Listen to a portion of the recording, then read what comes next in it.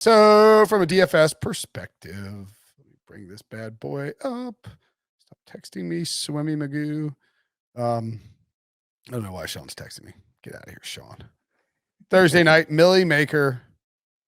As I look, like I was telling you, we talked about the injuries a lot in the podcast already. But you got to understand, if you're playing this showdown DFS matchup with the Browns and the Broncos, here are the top. Here are the top 8. Oh, I said 6. Now it's down to 5 because Fant doesn't have the designation anymore. But 5 of the top 8 priced guys on this DFS slate are carrying a injury designation. 2 of them are on injured reserve, and 2 of them are already ruled out. So Baker Mayfield 17-1, Teddy Bridgewater 16-5. Teddy's questionable, of course. Baker's out. Nick Chubb 15-6. He's out. Cortland Sutton 15K. Case Keenum 14-1. Kareem Hunt injured reserve 12-9. Noah Fant 12-3. Jerry Jeudy injured reserve 12,000 even. Tim Patrick 11-4. Melvin Gordon 11-1, and Javonte Williams 10-5. Odell Beckham also questionable 10-2. Those are all the top guys. The next guy on the list is Jarvis Landry, who's also on injured reserve. I mean, this is as laughable a DFS slate as I've honestly ever seen, Sully. I would assume, I don't know if you can go Teddy Bridgewater and get everybody you want, but you can probably find one of these double priced guys. Like, let's say what stood out to you in terms of the captain option here, I guess is what.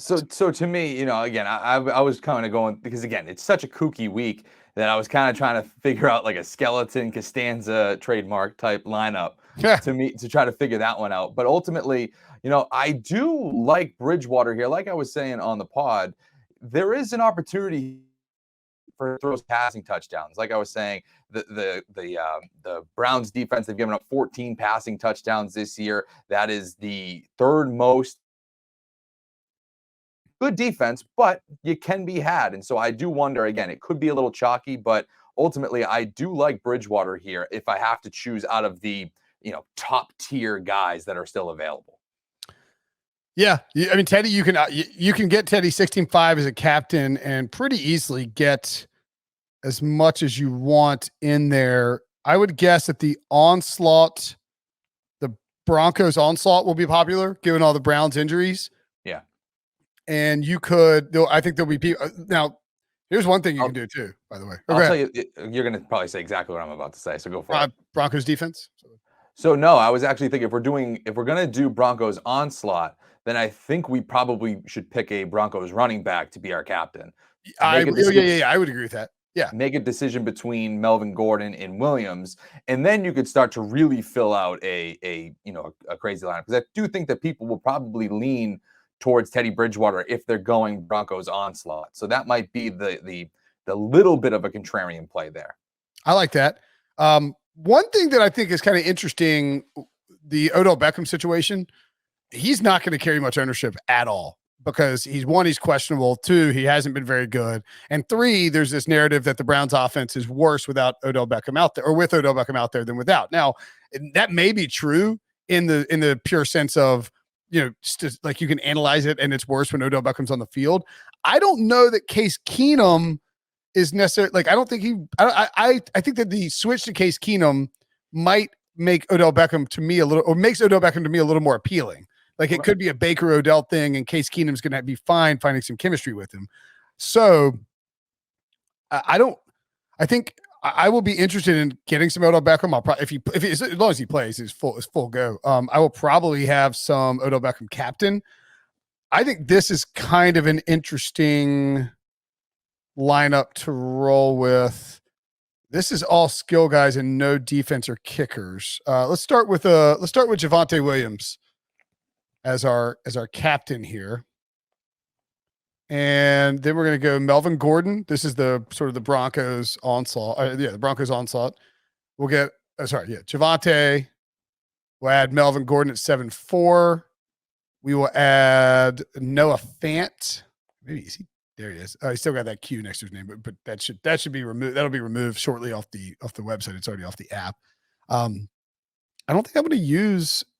I had Cortland Sutton here as well. I don't really care whether it's.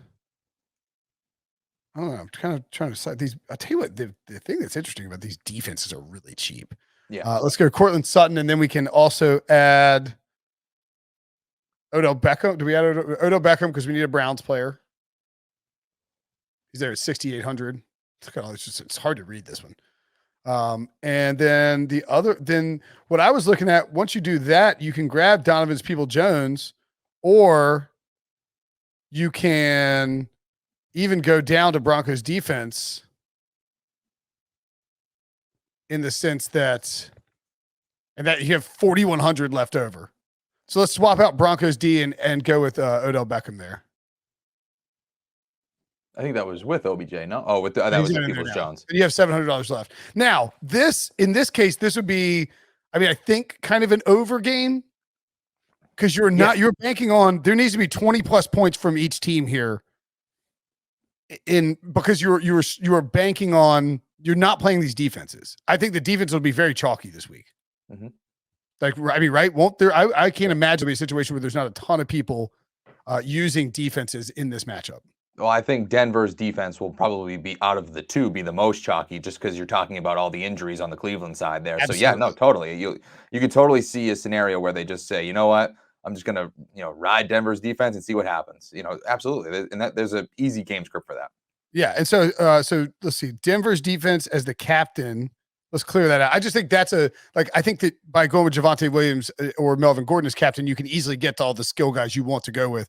If you think, that previous lineup, you do whatever. That previous lineup, really quickly though, is pretty interesting because you are fading both quarterbacks. That's something that I think people will, they might do, I guess, maybe because Bridgewater is injured and Keenum's a backup, but I could still see people saying, no, I have to have one.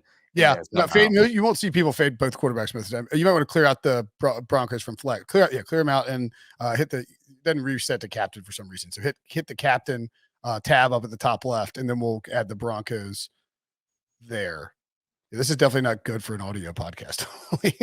All right, so if you do the Broncos as your captain, you're not going to want to have a lot of. I think if you go Broncos defense as your captain, you have to decide, one, are we going to add the Browns defense as well? Because now if you get a low scoring game, if we get like 10-7 or 14-10 or even 21-10, you can pretty easily get a high scoring roster with these defenses. Now, I don't think that the defenses ended up being optimal in Showdown for Tennessee and Buffalo, obviously, because there were so many points, but they were in the optimal for a pretty long time, sitting up there at the top until that final flurry there in the fourth quarter. Yeah, no, totally. And to me, I think if you're going to go with the Denver defense at top, maybe Keenum's your lone. If we're talking about like Broncos route here, is Keenum your only Cleveland Brown in this scenario? I think that I wouldn't want to roll the dice with an Odell Beckham or anything or even D'Ernest Johnson like that. That to me, I think this is where I would go Keenum here if I'm going another quarterback. Yeah. Well, yeah. See, I don't think you do Keenum if you're going with Broncos defense. Okay. Because I guess you could do Keenum. Well, I'm talking about a trailing dominant first half, and then you got Keenum. So are you talking onslaught? Where is it? See, I think if you do Broncos defense, you want to do 5-1 Broncos. Okay. And so Keenum can be your one. That's no problem with that. Yeah.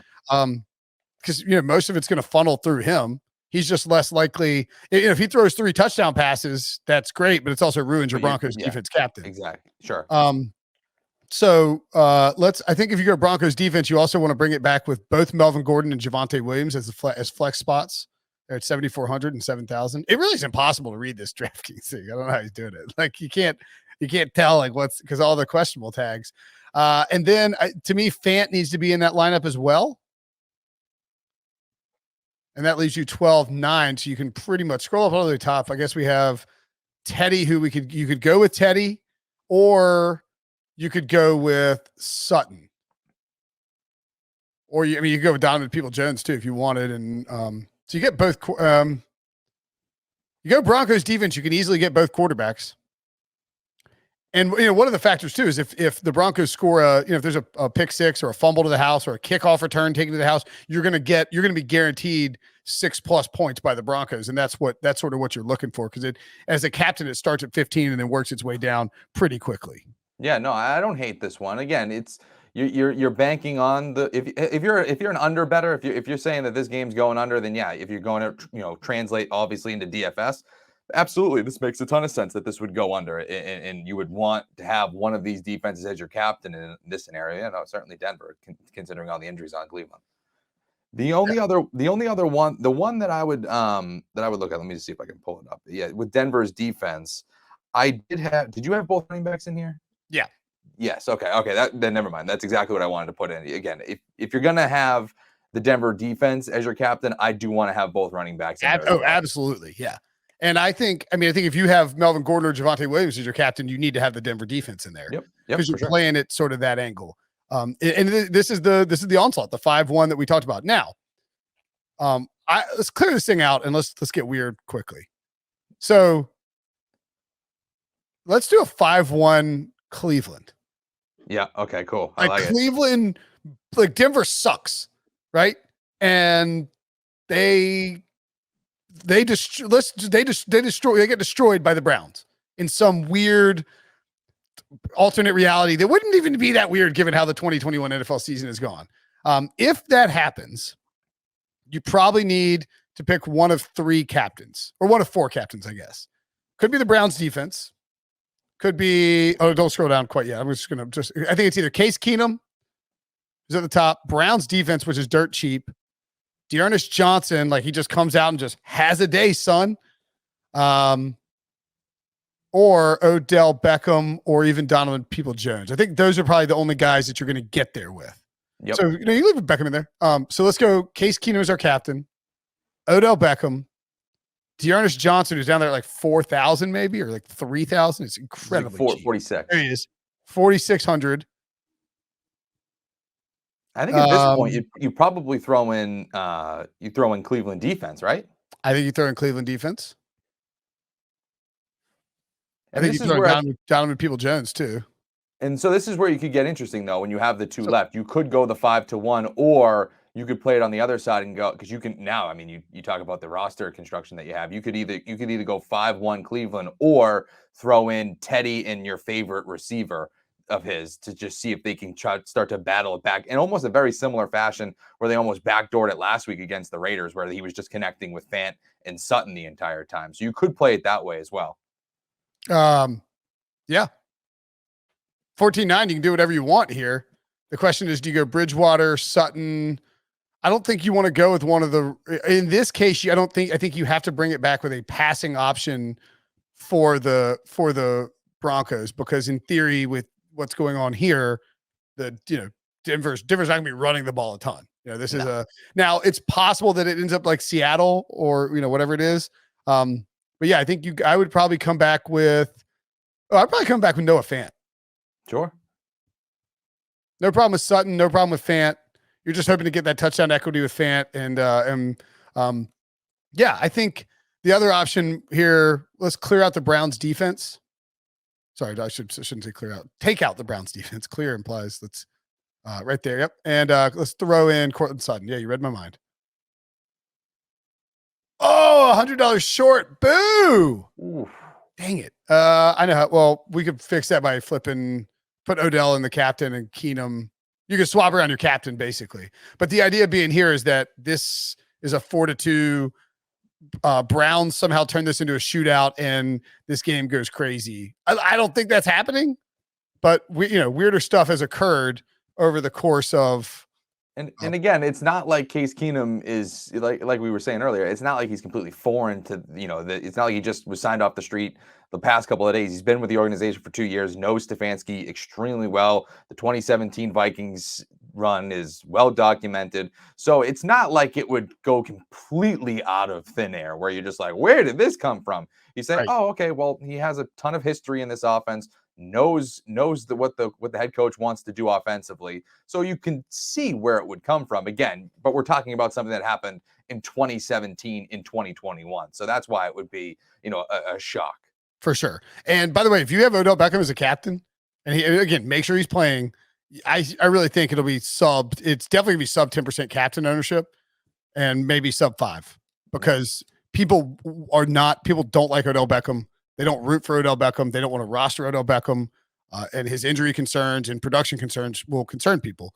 I mean, I've seen season-long leagues where he's just sitting on waivers. He's just sitting out which there is in the crazy. free You agent should pick him pool. up. His air yards are screaming that he's going to have a productive outbreak at some point. The kicker, we should probably, are the kickers in play here? Probably.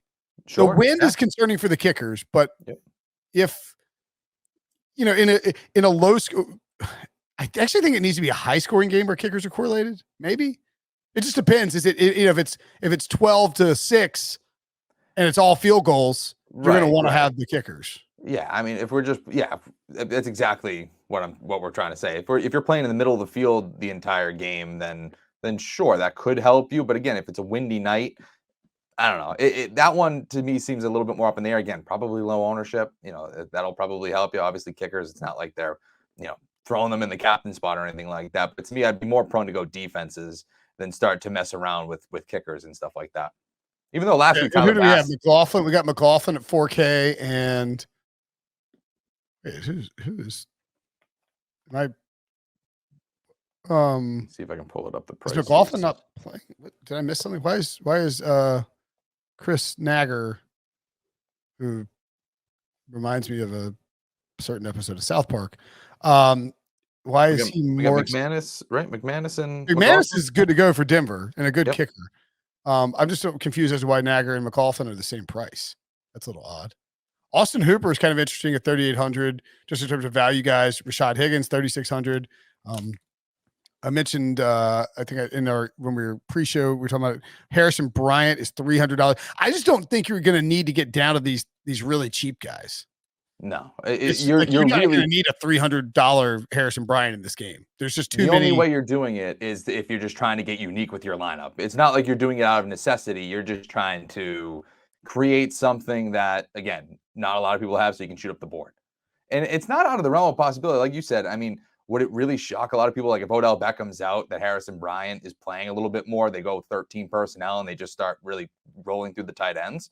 Wouldn't be out of the realm of possibility. Not at all. I think there's a good chance that I think there's a real good chance that the Browns, with their offensive line issues, might come out with two tight ends on every single play and split Njoku out wide. If Odell Beckham doesn't, Beckham's out, it's just roll out all three tight ends, split out Njoku, let him play with Donovan Peoples-Jones, and that's your sort of like funkified run game offense, and try to feed Dearness Johnson. So that's why I just have a trouble getting to. And I really think on these showdowns, on this particular showdown and on the total, like I can see how you can talk yourself into an over, but I can't envision a scenario where either one of these teams wants to be aggressive on offense. It's going to take the defenses being terrible for this thing to get out of control. Felton for Cleveland at $5,000 is interesting too, given that his pass roll could be at least intriguing. But yeah, I mean, I don't know that I'm going to enter a ton of lineups in this little showdown slate, Sully. It's not. It's not. It's so like, again, you can get everybody in, and don't be afraid to leave cash on the table, I think would be my advice for this particular slate. All right.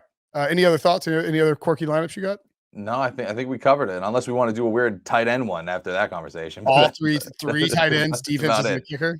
Oh, no. But maybe some other time. Let's get out of here. Sully, as always, a pleasure. Talk to you on Monday.